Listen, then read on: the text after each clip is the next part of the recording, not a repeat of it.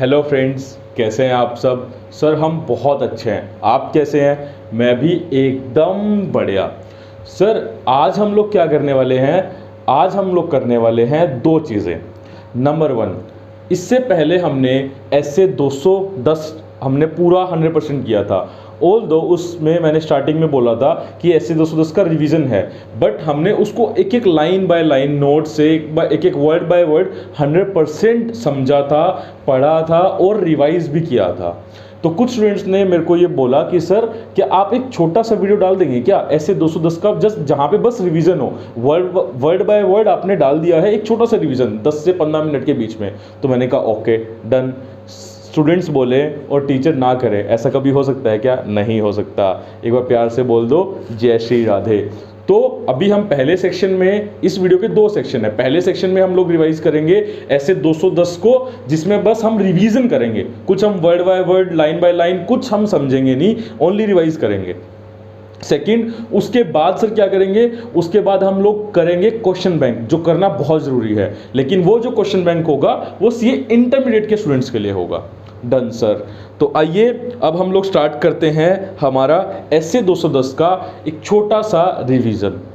ये video revision video जो है, पार्ट जो है, वो CA inter as well as CA final level के दोनों स्टूडेंट्स रेफर कर सकते हैं। आपका ऐसे 210 रिवाइज हो जाएगा, जिसको 5-10 मिनट में एक बार याद करना हो कि अच्छा इसमें ये था, तो ये आप देख लो और आगे बढ़ जाओ।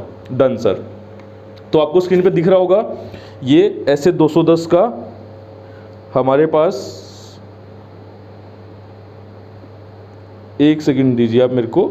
हाँ जी बिल्कुल सर, ये चार्ट आपने, सर ये चार्ट आप डाउनलोड कर सकते हैं, प्रिंट ले सकते हैं। पिछले वाले वीडियो में जो लास्ट वीडियो था ऐसे 210 का, उसमें नीचे डिस्क्रिप्शन में लिंक में दिया हुआ है मैंने इस चार्ट का रेफरेंस, वहाँ से आप डाउनलोड करें, प्रिंट लें, आप देख सकते हैं। और इस वीडियो के नीचे भी मैंने इसको फिर से रेफरेंस दे दिया है। आइए सर, ऐसे 210 में आप मेरे को बताते जाना, मैं आपसे पूछता जाऊंगा कि क्या होता है क्या नहीं होता, उसमें क्या था क्या नहीं। आपको बस याद करना है कि अच्छा ऐसे ऐसे था सर, हम आपको बता रहे हैं। ऐसे 210 का नाम क्या था सर?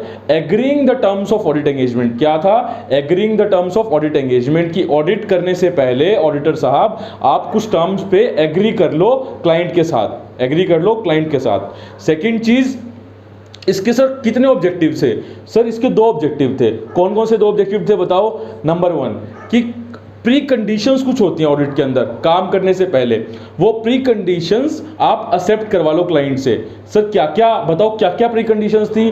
3 प्री कंडीशन थी सर। नंबर वन, मैनेजमेंट की रिस्पॉन्सिबिलिटी है कि फाइनेंशियल स्टेटमेंट को बनाना, प्रिपेयर करना एंड प्रेजेंट करना as per applicable FRF. FRF का मतलब फाइनेंशियल रिपोर्टिंग फ्रेमवर्क, बहुत अच्छे। सेकंड सर, डिजाइन करना, इंप्लीमेंट करना एंड मेंटेन करना इंटरनल कंट्रोल को, वो भी मैनेजमेंट की रिस्पॉन्सिबिलिटी है, बहुत अच्छे। नंबर थर्ड सर, कि जितनी भी इंफॉर्मेशन चाहिए ऑडिटर को ऑडिट करने के लिए, relevant as well as additional information और अनरिस्ट्रिक्टेड एक्सेस चाहिए होगा, अनरिस्ट्रिक्टेड एक्सेस चाहिए होगा एंटिटी के अंदर, वो मैनेजमेंट प्रोवाइड करेगा। बिल्कुल ठीक। तो ये सर प्री कंडीशंस थी जो ऑडिट के अंदर होनी चाहिए, पहला ऑब्जेक्टिव था इस एस्से का। सेकंड ऑब्जेक्टिव था सर कि कॉमन अंडरस्टैंडिंग क्रिएट कर लो, कि कॉमन अंडरस्टैंडिंग होनी चाहिए क्लाइंट के बीच में और ऑडिटर के बीच में, ताकि बाद में जाकर के कंफ्लिक्ट ना हो। हमने वो डेमो भी दिया था ना कि ऑडिटर जब फीस के लिए बोलता है तो क्लाइंट बोलता है कि सर आपको टैक्स ऑडिट भी करना था, क्योंकि आपने रिटर्न में नहीं लिखा। क्लाइंट को लगा कि ऑडिट का मतलब आप टैक्स ऑडिट भी करोगे, स्टैट ऑडिट भी करोगे, और आपने समझा था कि आप स्टैट ऑडिट करने के लिए अपॉइंट हुए खाली, तो वहां पे कंफ्लिक्ट हो गया ना। तो वो कंफ्लिक्ट अराइज ना हो, इसलिए आप पहले लिख करके एग्रीमेंट, एक एंगेजमेंट लेटर साइन कर लो। Okay sir. सेकंड चीज हमने क्या की थी इसके अंदर? सर जो एंगेजमेंट लेटर होता है ना, उससे कुछ कंटेंट होते हैं। हाँ बताओ जल्दी, क्या क्या कंटेंट होते हैं? सर पहला कंटेंट होता है कि हम जो ऑडिट करेंगे उसका स्कोप क्या होगा, उसका ऑब्जेक्टिव क्या होगा, किन स्टैंडर्ड्स की हेल्प से हम ऑडिट करेंगे, उनको रेफर करके क्या एथिकल रिक्वायरमेंट्स हम लोग कंप्लाई करेंगे, या कोई स्टैट्यूटरी लीगल रिक्वायरमेंट्स है जिसको हम कंप्लाई करेंगे, वो हम क्लाइंट को बता देते हैं कि ये वो सारी चीज़ें हैं, ऑब्जेक्टिव है, स्कोप है, एसेस का रेफरेंस है। सेकंड चीज़, क्लाइंट को हम ये भी लिख करके देते हैं कि देखो क्लाइंट, हम ऑडिट अपना सारे एसे के हिसाब से करेंगे, सारे लॉ को फॉलो करेंगे, जितनी रेगुलेशन है, एथिकल रिक्वायरमेंट है, प्रोफेशनल रिक्वायरमेंट है, सबके हिसाब से। बट फिर भी ऑडिट के अंदर कुछ इनहेरेंट लिमिटेशंस होती हैं, जिसकी वजह से एक रिस्क हो सकता है, अनअवॉइडेबल रिस्क, कि कुछ रिस्क ऐसा रह जाए कि कुछ मटेरियल मिस स्टेटमेंट आइडेंटिफाई नहीं हो पाई। ऐसा रिस्क फाइनेंशियल स्टेटमेंट में हो सकता है हमारे ऑडिट इतने अच्छे से करने के बाद भी, कि कुछ मटेरियल मिस स्टेटमेंट आइडेंटिफाई ना हो पाए, तो वो रहेगा। आप ये लिख करके दे रहे हो कि वो रहेगा, बिकॉज इनहेरेंट लिमिटेशन होते हैं ऑडिट की, प्लस इनहेरेंट लिमिटेशन होती है इंटरनल कंट्रोल्स की। ठीक है सर। उसके बाद क्या और क्या होता है उसके अंदर, ऑडिट टीम की सर कॉम्पोजिशन क्या होगी, ऑडिट टीम में कौन कौन होगा, कौन कौन नहीं होगा, वो आप लिख करके उसमें दे सकते हैं। नेक्स्ट क्या था सर, एक बहुत इंपॉर्टेंट चीज, WR रिटर्न रिप्रेजेंटेशन, SA 580 के अंदर जो आप मैनेजमेंट से लेते हो, आप पहले से एग्रीमेंट एंगेजमेंट लेटर में लिख करके देते हो कि जहां जहां हमें मैनेजमेंट रिक्वायरमेंट पड़ेगी रिटर्न रिप्रेजेंटेशन की, वहां वहां आप हमें रिटर्न रिप्रेजेंटेशन देंगे। उसके बाद ड्राफ्ट एफएस की, क्लाइंट को आप बोलते हो कि आप हमें ड्राफ्ट एफएस टाइमली दे देना, ताकि हम अपना ऑडिट टाइमली कंप्लीट कर पाएं। उसके बाद बैलेंस शीट डेट और ऑडिट रिपोर्ट डेट, जिस दिन आप साइन करते हो ऑडिट रिपोर्ट, उसके बीच में जो गैप होता है, टाइम गैप, अगर मैनेजमेंट आपको कोई ऐसे फैक्ट पता लगते हैं जिनका इंपैक्ट फाइनेंशियल स्टेटमेंट पे पड़ रहा हो तो आप हमें वो बता देना, अगर आपको ऐसे कोई भी फैक्ट पता लगते हैं उस पीरियड के बीच में। ठीक है सर। उसके बाद प्री कंडीशंस जो भी आपने बताई वो एक्सेप्ट होनी चाहिए। नेक्स्ट एक इंपॉर्टेंट चीज ऑडिटर के लिए, कि ऑडिट फीस कितनी होगी आपकी और कैसे आप उसकी बिलिंग करेंगे क्लाइंट को, वो आप उसमें लिख कर दे देना। बिल्कुल ठीक है। उसके बाद सर हमारे ऊपर एक रिक्वायरमेंट होती है सीए के ऊपर, सीए फर्म के ऊपर, सीए एक्ट 1949 में, चार्टर्ड अकाउंटेंट एक्ट 1949 में, कि पीयर रिव्यू हो सकता है। तो पीयर रिव्यू में क्या हो सकता है कि आपने कैसे ऑडिट किया है वो चेक होगा, तो आपको हो सकता है इस क्लाइंट के वो डॉक्यूमेंट शो करने पड़े उस पीयर रिव्यू जो टीम आएगी रिव्यू करने के लिए। तो आप क्लाइंट को लिख करके दे रहे हो कि बिकॉज हमारे ऊपर पीयर रिव्यू हो सकता है, हम पहले से आपको बता रहे हैं, तो कल को ये मत बोलना कि हमने कॉन्फिडेंशियलिटी की रिक्वायरमेंट को तोड़ दिया है, ऐसा नहीं होता। अगर लॉ या रेगुलेशन बोलता है आपको डॉक्यूमेंट शो करने पड़ेंगे क्लाइंट के, तो आपको शो करने पड़ेंगे। वहां पे कॉन्फिडेंशियलिटी की रिक्वायरमेंट को आप ये नहीं बोल सकते कि ऑडिटर ने तोड़ दिया है।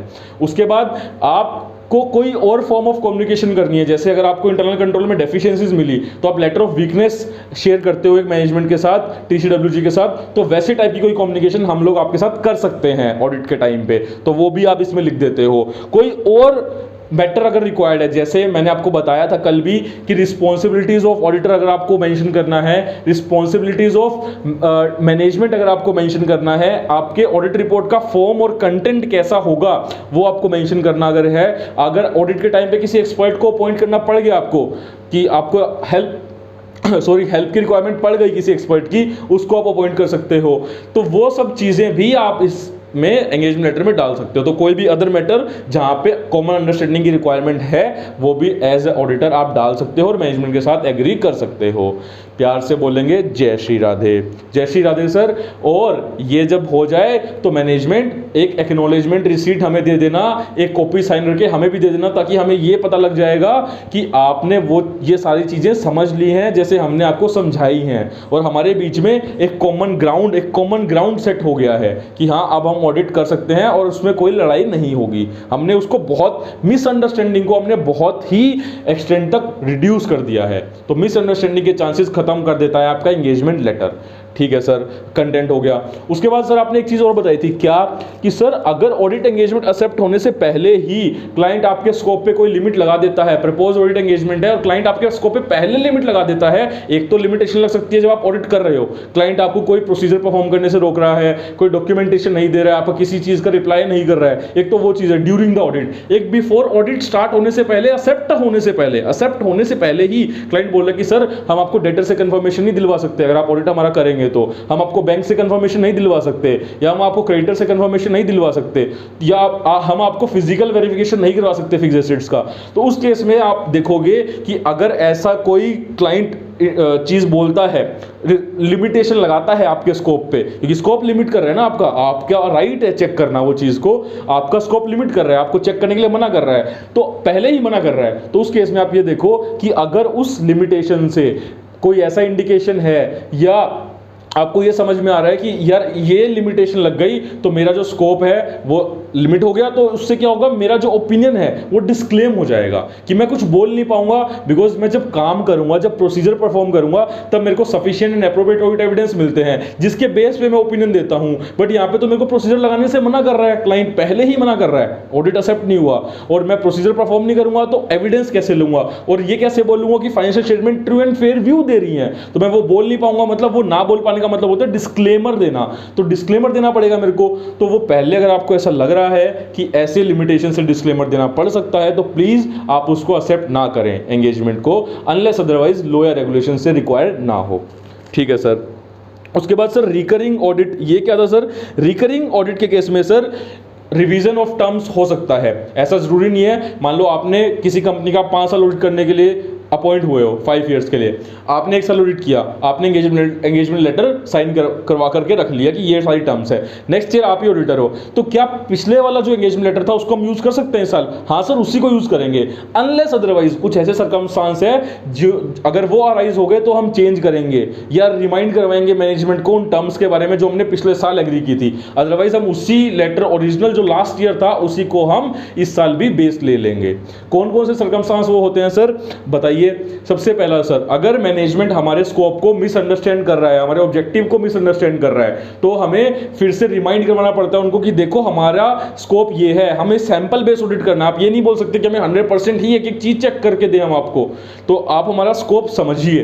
दूसरी चीज, चेंज होता है, कहां कहां चेंज होता है, अगर क्लाइंट का सीनियर मैनेजमेंट चेंज हो गया, अगर ओनर ही चेंज हो गया, अगर क्लाइंट के नेचर, कंपनी के नेचर या साइज ऑफ बिजनेस में कोई चेंज हो गया, अगर लीगल रिक्वायरमेंट या रेगुलेटरी रिक्वायरमेंट में कोई चेंज हो गया, या चेंज हो गया एफआरएफ में, फाइनेंशियल रिपोर्टिंग फ्रेमवर्क चेंज हो जाएगा। सर एग्जांपल दे दो। एग्जांपल था जब शेड्यूल 6 ऑफ कंपनीज एक्ट 1956 से शेड्यूल 3 आया था, एएस से अभी इंड एएस में ट्रांजिशन हो रहा है, तो वो जो एफआरएफ में चेंज हो रहा है तो आपको अपने स्कोप में, आपके टर्म्स ऑफ ऑडिट एंगेजमेंट में चेंज करना पड़ सकता है। ऑडिटर की रिपोर्टिंग रिक्वायरमेंट में चेंज हो गया। एग्जांपल, कारो 2016 था पहले, अब कारो 2020 के हिसाब से रिपोर्टिंग करनी है आपको ऑडिट रिपोर्ट में, लेकिन एग्जाम के लिए अभी आपके कारो 2016 ही है। प्यार से बोलेंगे जय श्री राधे। तो इन बेसिस पे आपको रिवीजन करना पड़ सकता है रिकरिंग ऑडिट के एंगेजमेंट लेटर में, या आपको कोई नई टर्म डालनी है तो उस केस में भी नई टर्म आपको डालनी है ऑडिट एंगेजमेंट लेटर में, तो आप उस रिकरिंग ऑडिट के जो एंगेजमेंट लेटर बनाया था आपने पिछले साल, उसको इस साल आप चेंज कर सकते हो, रिवाइज कर सकते हो। नेक्स्ट सर, ये सबसे मेन है यहां पे, एक सेकंड रुकना, ये लगता है मेरे को कि कुछ इसमें इश्यू हो गया है चार्ट के अंदर, मैं फिर से इसमें ऐड करता हूं।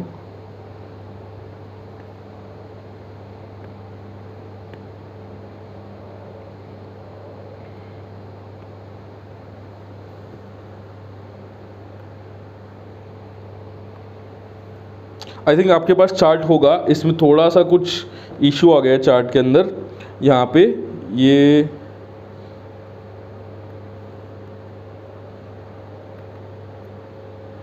इसमें लास्ट में ये था सर कि अगर चेंज होती है टर्म्स, इसमें यही है पॉइंट, आप देखेंगे अगर चार्ट में देखना कि अगर टर्म्स चेंज होती हैं तो उस केस में आपको ये देखना है, अगर मैनेजमेंट आपको रिक्वेस्ट करता है कि ऑडिटर साहब आप अपनी ऑडिट एंगेजमेंट की जो टर्म्स थी ना उसमें चेंज कर लो, अगर चेंज क्यों करें, तुम्हारे पास कोई रीजनेबल जस्टिफिकेशन है? क्योंकि आप जो चेंज करने के लिए बोल रहे हो ना सर, उससे हमारा एश्योरेंस जो लेवल है वो लोअर हो रहा है, कम हो रहा है, तो हम चेंज नहीं कर सकते अनलेस अदरवाइज आप हमें कोई रीजनेबल जस्टिफिकेशन ना दे दें। अगर आप हमें रीजनेबल जस्टिफिकेशन देंगे तो हम चेंज करेंगे, अदरवाइज हम नहीं करेंगे।